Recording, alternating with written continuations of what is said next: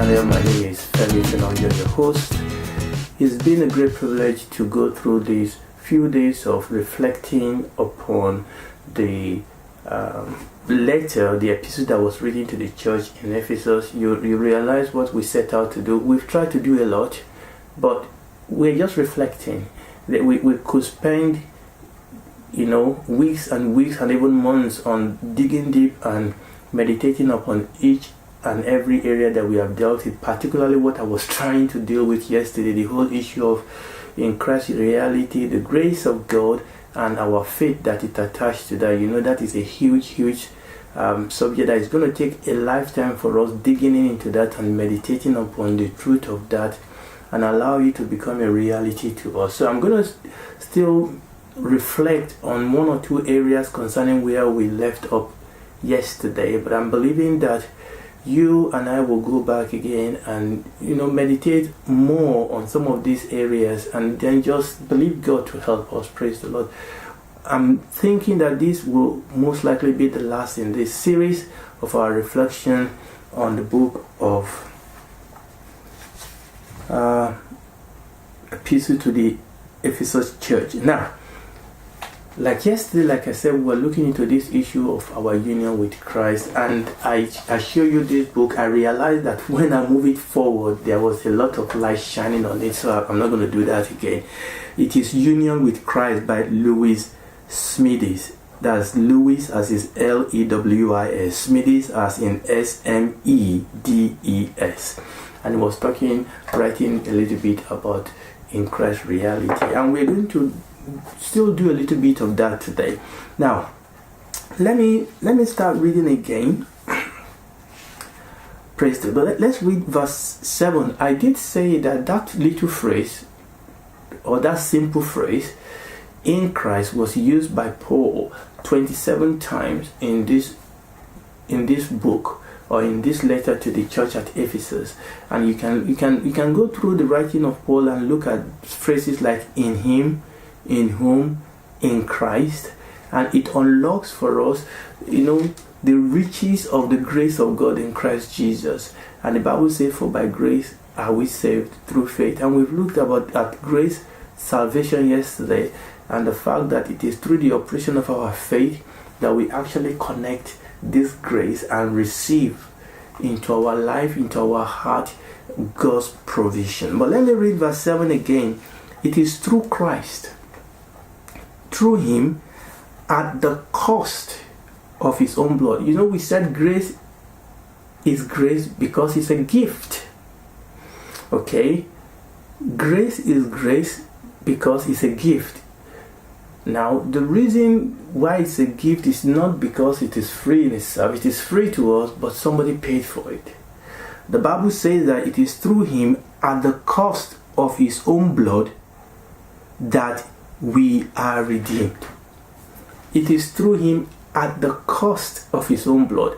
It is the kindness of God, the mercy of God. It is the grace of God, the mercy of God, the love of God that made this provision for us.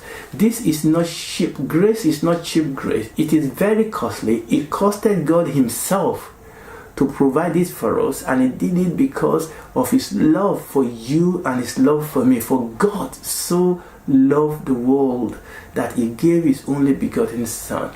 I've had people try to talk this thing down and say, how can I believe in a God that is so petulant and a God that is so angry that he has to take it out on his Son? They don't understand. They don't understand what we're talking about. God is the one that died himself to save us because we could not help ourselves. I wish I could sit down here and talk about the whole thing about redemption, but we can't reflect on that today. That God, Jesus Christ is God. You understand what I'm saying? And God is not doing this against anybody else. God is the one that took this upon himself. Amen to Jesus. And he didn't have to do it. And that if he doesn't do it, we will have had to pay, and we cannot pay for our own sin. So the Bible says that it was God's glorious generosity, and that it costed God his own life. Amen. It costed God his own life so that we can be redeemed, so that we can have this grace, that if we then reject it, there is no other way, there is no other name by which we can be saved. People can hide their head in the sand and say, well, they believe in Big Bang, they believe that when they die, everything just disappears. Well, I hope the Lord will help you to know the truth before it is too late. Okay? When you die, that is not the end. It is given for man to die once. After that, there is judgment. You do not die and disappear. There is a part of you that will live through eternity. It's not a matter of whether you will live through eternity or not. It's not a question of whether I will live through eternity or not. It is, where do I want to live in eternity? Is it with God? And the only way I can live eternity with God is through his Son Jesus Christ. It's by accepting the provision of God through his Son Jesus Christ. Okay? The Lord Jesus said, is there any way to do this? God will not do it this way if there's any other way to do this. So the Bible says that it was at the cost of his own blood that we are redeemed. Our redemption, our forgiveness are all included in this grace. And remember what we said yesterday, that grace is not just a rescue package. It is rescue, but also grace brings us to glory. We read that, Christ in you, the hope of glory. We are not just saved and left to ourselves to fend for ourselves, It's almost like if somebody had a heart attack and you resuscitate them and they start breathing and you say, okay, take care of yourself. Wouldn't that be very silly? Okay? God didn't just rescue us and say, okay, there you are. I've taken you this far. Now you can go to rest. No, God bring us, rescue us, but take us home. God takes us home. Praise the Lord. And God did this, and the Bible says he did this at the cost of his own blood. And we are redeemed, we are forgiven through that free and generous grace which has overflowed into our life.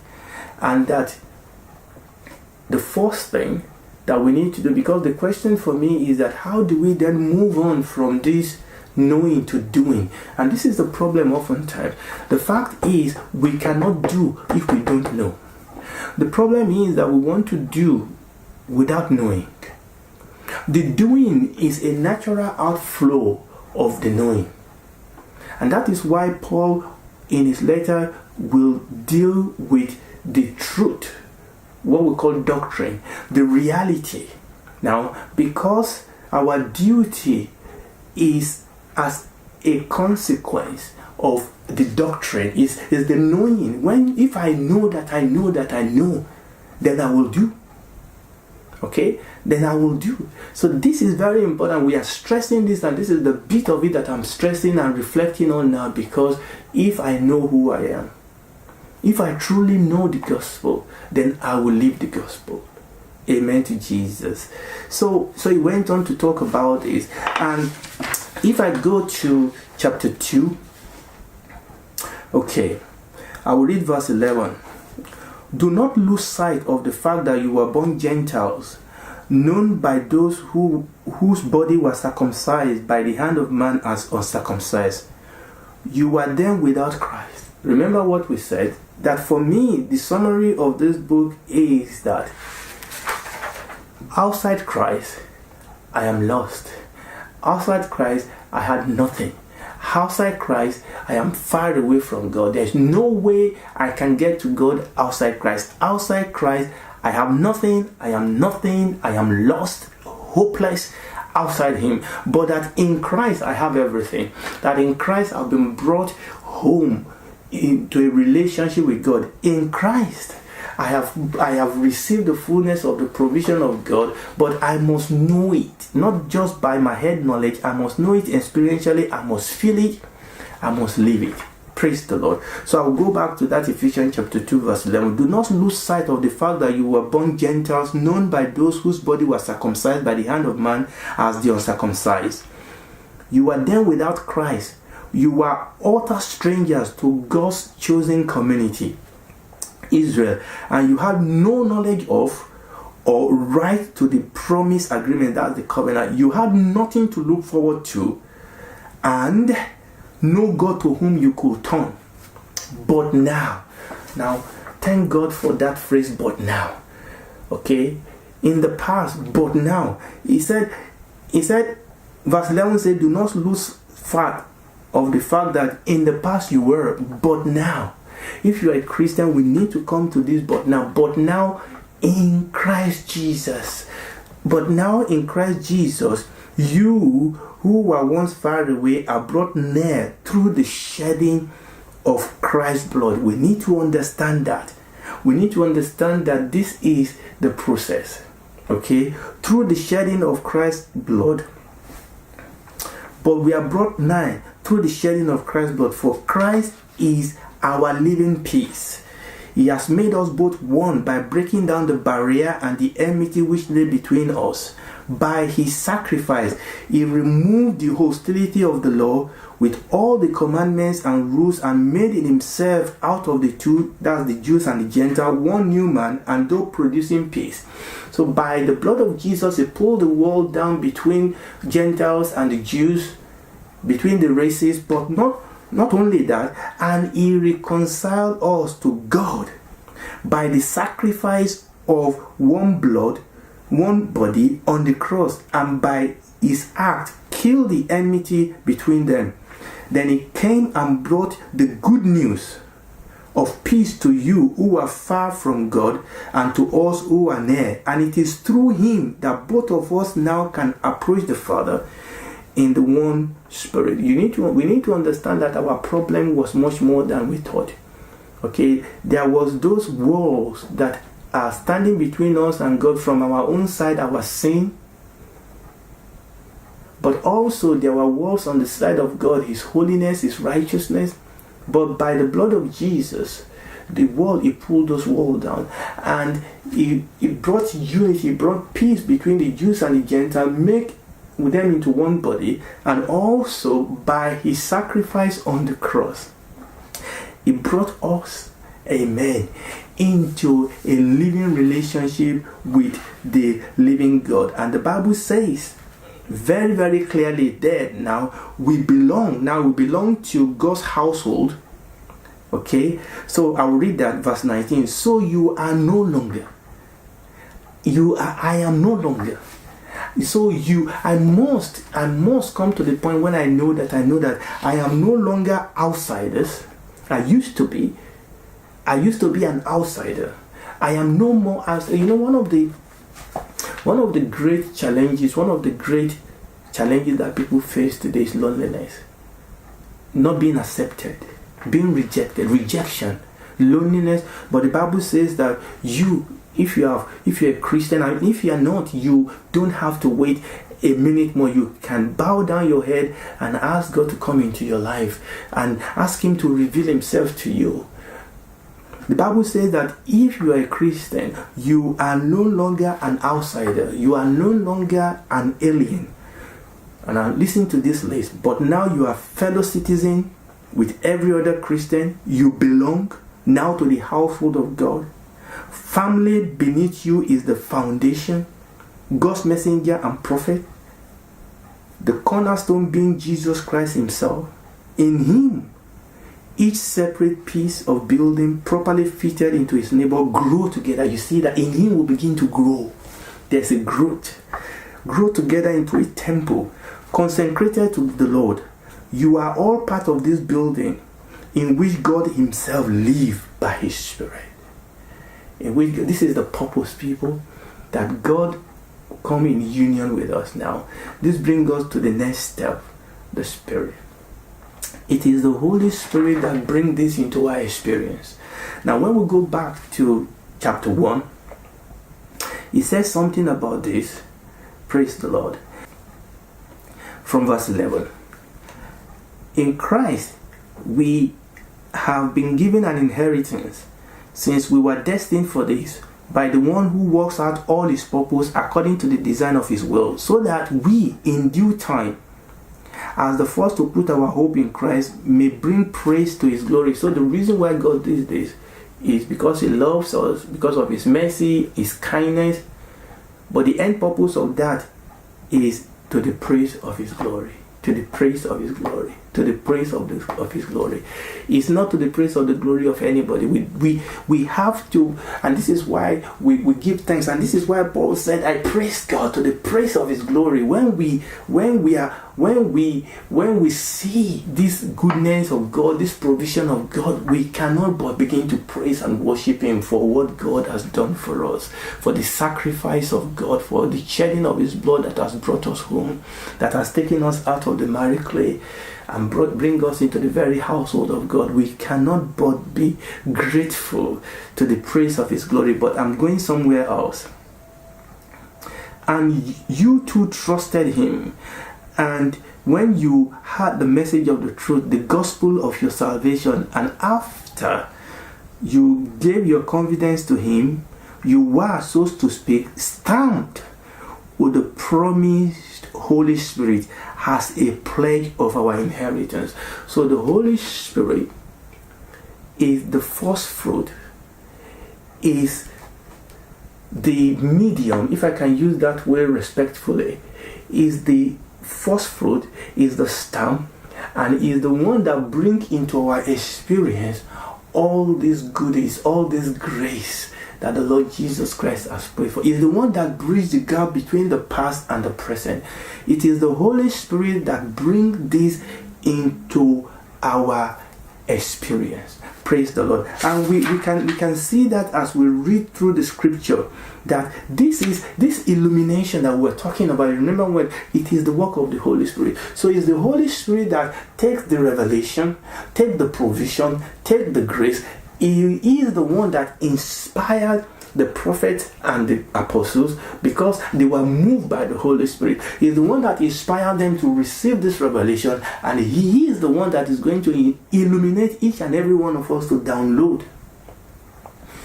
this great grace into our life. So we have to be sensitive to the Holy Spirit. We have to be open to the ministry of the Holy Spirit. And when we go into the second part of this book and reflect on it, you will see the Holy Spirit working this out practically in the life of each disciples. Praise the Lord. Now, I'm not going to go into all that, but I'm just going to say one or two more things, and then we will have finished. Chapter 4, then move on. You see, the first 3 chapters was basically majorly talking about the reality of this. And chapter 4 says, as the Lord prisoner, then I beg you to live life worthy of your higher calling. Based on this, praise the Lord. And let me read that from the Barclay's translation. And I think I read this before. Prisoner though I am, my life is still live in the presence and the power of God. You have been called by God to be His own. So then, I urge you to live a life which befits such a call. I urge you to live a life based on this. In other words, the way we live, for us to live this life, actually in a sense, it is the life living itself through us. Okay, we have to bring ourselves to a place where we yield ourselves, where we allow the Holy Spirit to deal with our flesh, and we allow this life to flow through us. Christ in me, the hope of glory. And that is how we'll begin to walk out. We allow the Holy Spirit to renew our mind. We allow the Holy Spirit to mortify and to crucify the work of the flesh as we obey Him, as we submit every area of our life to the correction and the rebuke of the Holy Spirit. And as it gives us, as the Holy Spirit begins to convict us, we allow His power to flow in that area of our life. God has not asked us to do anything in our own power, but He has asked us to yield. The Holy Spirit will not force anything upon us, but if we bring Him into various areas of our life, then we will allow Him to release His power through the grace that Jesus Christ has already provided by His cross. Then the Holy Spirit will be able to apply the cross to various areas of our life, and we'll begin to see the fullness of the provision of God in all these areas of our life. So we can go on and see how, and the Holy Spirit begin to talk in that chapter 4 4 and talk about how the Holy Spirit has actually given gift to the church, various ministry gifts, and he tells us what they are supposed to do. Verse 12, he said their function is to equip God's consecrated people for the service they must give. It is their function to build up the body. Then we shall go on to be one united band of brothers, one in our faith and in our knowledge of the Son of God. Then we shall grow. You see, as we grow in this knowledge, as we know and we are consumed by this knowledge, we will grow. He said that verse 13 again, then we shall go on to be one united band of brothers, one in our faith and in our knowledge of the Son of God. Then we shall grow into mature manhood until we reach the stature of Christ in all his completeness. And then he went on and said, verse 13, we must rather speak the truth. That's what we are talking about. God has not called us to tickle our ear, for us to try and placate ourselves and tickle each other's ear and rub each other's back. God has called us to speak the truth. What is the truth? Is the gospel. What is the gospel? Is the gospel of the grace of God. What is the grace of God? Is the fullness of the riches of God in Christ Jesus. What is that? It is the revelation of God, his person and his power, and that revelation will correct us. That revelation will rebuke us, will challenge us, will bless us, will beautify us, and that is it. And the Bible says we must rather speak the truth with the accent of love. And when we do that, what will happen? Then in everything we shall become more and more closely united with him who is the head, I mean Christ. Okay, as we do that, the Bible says, as we behold as in a glass the glory of God in the face of Jesus Christ, will be transformed into the same image. There is power. Remember, we read that in the book of Acts chapter 20 when Paul was talking to the leaders in Ephesians. He said, this word is able to give you your inheritance by the Holy Spirit, because the Holy Spirit is the Spirit of truth. The Lord Jesus said, when the Spirit of truth is come, it will guide you into all truth. The Spirit of God is the Spirit of truth, and it will guide us into all truth. He said, verse 4 verse 16 says, for it is through his connection with the Holy Spirit, with Christ. It is through his connection with Christ that the whole body formed into one harmonious whole through each ligament, with which it is equipped, as each part of it performs its own function, develops its own growth, and so builds itself up in love. This I say, and in Lord's name I solemnly call on you to listen to it. You must no longer live the kind of life that heathen live, a life of utter futility.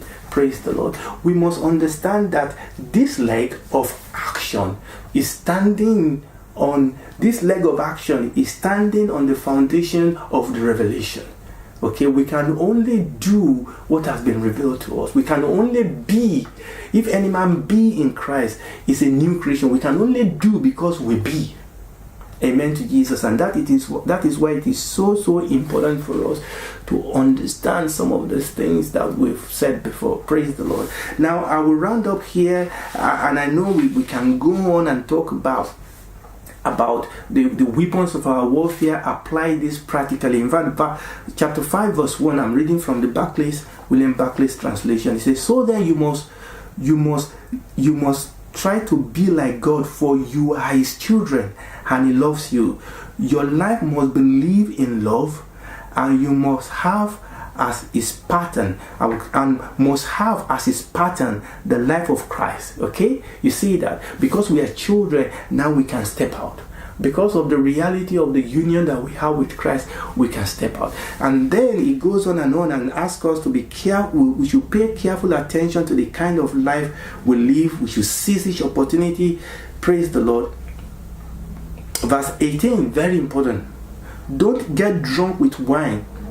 That way debauchery lies. No, fill yourself with the Holy Spirit, because that is the way in which we are going to experience the fullness of what we've been talking about. Praise the Lord. And then he went on and then he applied this to families. praise the Lord. And then it starts talking about the forces that we face. Now, this is something I have not talked about. You see, one of the reasons why it's important for us to understand this, to walk in this power, is because verse 10, chapter 6, verse 10, finally, your union with the Lord and with his mighty power must give you a dynamic strength. Put on the complete armor which God can give you, and then you will be able to resist the strategy of the devil, for our struggle is not against any human foe. People, to fight the fight, to face the battle that we need to fight, we need God's supernatural power. Because, listen to me, our enemy is not human. We wrestle not against flesh and blood, but against principalities. Look at the people we wrestle against. The Bible says that our wrestle is against demonic rulers and authority, cosmic power of this dark world, and spiritual forces. These are forces, these are powers, these are authorities. But thank God, because in Christ Jesus something happened. And I'm going to go back to chapter 1. Okay? I'm going to go back to chapter 1. He says something there that is very, very important. Talking about Christ. Let me read this to you. Praise God. He said, there he gave him, that's Christ, there he gave him a place that is far above all spiritual powers, above every rulers, above every authority, above all powers and Lord, above every possible title of honor, not only in this world but also in the next. God subjected everything to Christ, and he gave him as his supreme head to the church, and the church is his body, the complement of him who complete all things everywhere. We need to understand that the only way we are going to overcome is to understand that we are seated with Christ in heavenly places, far above all these powers. Amen. Far above all these powers. And that is why it is important for us to understand where our strength lies. Our strength does not lie in our music. It does not lie in our building. It does not lie in how well we speak, our oratory. All those things could be good, will be good only if they find their fulfillment in this, in him, in union with him. Allowing the Holy Spirit to illuminate, to anoint us, to equip us.